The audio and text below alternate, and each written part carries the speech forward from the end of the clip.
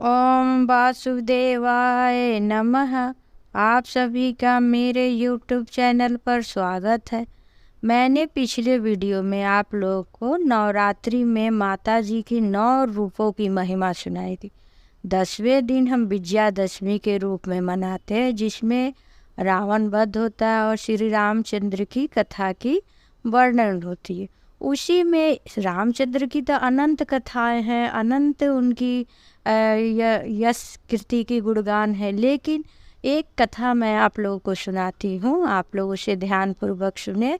रामचंद्र जी के बारे में है। एक समय पौराणिक कथा के अनुसार एक समय की बात है कि एक आदिवासी राजा कहिए या गांव का प्रधान, उसकी बेटी का नाम था सबरी। वो बड़े ही गुणवान और अच्छी स्वभाव की युवती थी। उसकी विवाह उसके पिता ने तय कर दी। विवाह के कुछ दिन पहले वो ढेर सारी बकरियां भेड़ लेके घर पे आने लगा। तो उसकी बेटी उससे पूछी, पिताजी आप इतने पशु को लेके क्यों आ रहे हैं और ये सब क्यों बांध रहे हैं? तो उसका पिता बोलने लगा, बेटी मुझे तेरे शादी के एक दिन पहले 100 पशुओं की बलि देनी है। तो वो बोली, क्यों बलि देनी है? तो सबरी के पिता जो आदिवासी थे वो बोले, हम लोग के समाज में ये परंपरा है कि जब शादी होती है तो हम 100 पशुओं की बलि देते, तभी हमारे यहाँ विवाह होती है। सबरी को ये बात अच्छी ना लगी, क्योंकि वो बहुत ही करुणामय युवती थी और उसके मन में दया भाव बहुत ज़्यादा था। वह रात में, जिस दिन उसकी विवाह थी उससे एक रात पहले, वो पशुओं के जाके बीच में बैठ गई और सोचने लगी, इनका क्या दोष है और ये मेरे विवाह के लिए मारे जाएंगे। उसे ये बात अच्छी बिल्कुल नहीं लग रही थी, वो भी 100 पशु। वो उन्हीं के बीच में रात भर थी। तभी उसके दिमाग में एक युक्ति आई, क्यों ना मैं चली जाऊँ, ना मेरा विवाह होगा ना पशुओं का वध होगा। फिर वो सोची, एक बार अगर मैं गांव छोड़ के चली गई तो मेरा पिता गांव का प्रधान है, वो कभी भी मुझे अपने पास घर में या गांव में आने नहीं देगा। लेकिन वह यह जानते हुए भी पशुओं की रक्षा के लिए सबरी जो थी वो जंगल में चली गई। जंगल में वो जाने लगी और इधर सबको पता चला कि सबरी नहीं है, तो पशुओं की बलि नहीं हुई और वो भटकने लगी। भटकते भटकते वो एक ऋषि के पास पहुंची। कई ब्राह्मणों ऋषि के पास पहुंची कि मुझे शिक्षा दीजिए, लेकिन किसी ने ना अपने आश्रम में रखा और ना ही उससे शिक्षा दी, क्योंकि वो आदिवासी कुल से थी। तो सब उसे कि नहीं, हम तुम्हारा छुआ हुआ खाएंगे नहीं, पानी नहीं पिएंगे, जातिवाद के चलते कोई उसे रखा नहीं।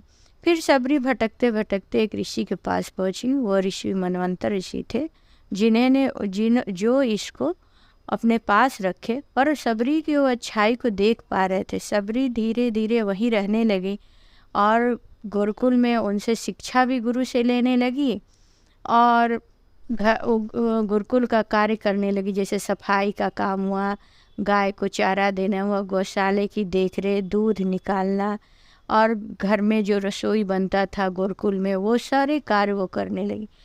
ये बात जब सबको पता चली तो बहुत से ऋषि आके उनसे बोलने लगे, आप एक अछूत को अपने गुरुकुल में रखें, ये अच्छी बात नहीं है। लेकिन ऋषि ने उनकी एक ना सुनी और सबरी को अपने पास रखे। सबरी उनके पास निरंतर शिष्या की तरह रही और उन्हें गुरुदेव ही कहती थी।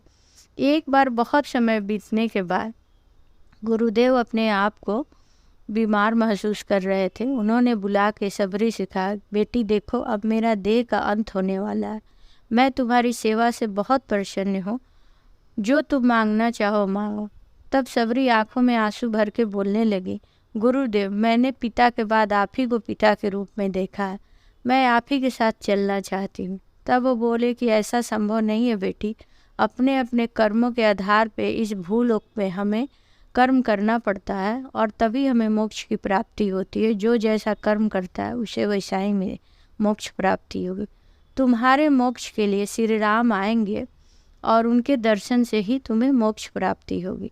सबरी ये बात सुन ली और गुरुदेव अपने देह को त्याग दी। अब वो नित्य ही अपने गुरुकुल का जो उसका आश्रम था उसे सजाती थी और तरह तरह के फल फूल ले आके रखती थी। उसे लगता था पता नहीं कब श्री रामचंद्र आ जाएंगे। इसी आशा में नित्य अपने घर को रंगोली से, तोरण से सजाती थी, फल चुन के बगीचे से ले आती थी और रखती थी कि रामचंद्र आएंगे, इसी आशा में। क्योंकि उसके गुरुदेव ने उसे सिर्फ ये बोला था कि रामचंद्र जी आने वाले थे, ये नहीं बोले थे कब आने वाले। एक समय की बात है, वो नदी में पानी भरने के लिए गई। वहाँ एक ऋषि तपस्या कर रहे थे। वो जब पानी लेने के लिए घड़े में जल को छुई तो उन्होंने बड़े गुस्से से बोला, तू एक अछूत है और तूने पानी को गंदा कर दिया, और एक पत्थर चला के उसके सर पे मारे। सबरी के सर से खून टपकने लगा और एक बूंद वो पानी में चला गया, नदी के पानी में। वो पूरा रक्त जैसा पानी हो गया नदी का। अब ये देख के सब बड़े परेशान हो गए। सबरी चुपचाप अपने घर चली गई। बहुत उपाय, बहुत जतन किया गया कि वो पानी सफ़ेद हो जाए पीने लायक, लेकिन वो लाल ही रहा। सब बड़े परेशान रहते बहुत दिन तक। और सबरी अपना जैसे नित्य श्री रामचंद्र की इंतज़ार कर रही थी। कुछ समय बाद जब श्री रामचंद्र जी सीता जी के खोज में वन से गुजर रहे थे तो उन्होंने इस नदी को देखा, और वहीं वो ऋषि जो पत्थर मारे थे बैठे थे, तो बोले, अरे इसका पानी रक्त जैसा लाल क्यों है? तो उन्होंने सारी बातें बताई। ये एक सबरी नाम की है, पगली है, वो बोलती है कि श्री रामचंद्र जी आएंगे, उन्हीं के इंतज़ार में है, और वो आई थी, वह छूत जात की आदिवासी है। मैंने उसे पत्थर मार दिया और उसके खून से ऐसा हुआ। तब श्री रामचंद्र जी ने मन से सबरी को देखा तो बोले, सबरी का खून नहीं है। तब ऋषि बोले, तब किसका खून है? क्योंकि सब लोग श्री रामचंद्र का सारा गुणगान जान रहे थे, सब ग्रामवासी, कैसे भी करके इसके पानी को शुद्ध कर दीजिए। तो श्री रामचंद्र जी बोले, आपने जो उसके सर पे पत्थर मारा, उसके दिल में, उसके दिमाग में मैं ही बसा था। यह चोट मुझे लगी थी, ये मेरे हृदय का लहू है जो यहाँ पे गिरा था। आपने सबरी को नहीं मारा था, आपने मुझे मारा था। वह ऋषि तुरंत श्री रामचंद्र के चरणों में गिर गए, बोले, भगवान मुझे माफ़ कर दीजिए। वो बोले कि सबरी मेरी जितने भी भक्त हैं उन सभी भक्तों में मेरी सबसे प्रिय भक्त है, और वो आप आदिवासी कह रहे हैं, मेरे लिए वो ब्राह्मण से कम नहीं है। ऐसा बोल के श्री रामचंद्र जी सबरी के यहाँ चलने गए। गाँव वाले सबरी के यहाँ ले गए, और वहाँ पे जब सबरी वैसे ही इंतज़ार कर रही थी, जब श्री रामचंद्र जी को देखी तो बेर चक के श्री रामचंद्र जी को दे रही थी।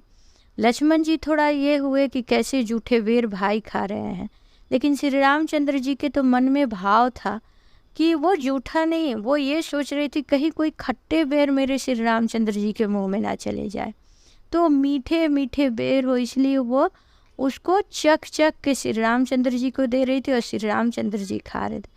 सारे गांव वाले ये दृश्य देख के हक्के बक्के रह गए कि एक आदिवासी का जूठा श्री रामचंद्र जी खा रहे थे। जो आजकल भी हमारे यहाँ जात पात का भाव रहता है, उसे भगवान ने कभी भी नहीं माना था।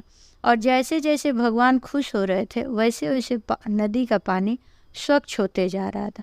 जब श्री रामचंद्र जी उसके उन सबरी से मिले तो उनका हृदय एकदम करुणा से भर गया, और सबरी भी उनके पैरों में गिर गई थी कि मैं कब से आपका बाट जो रही थी।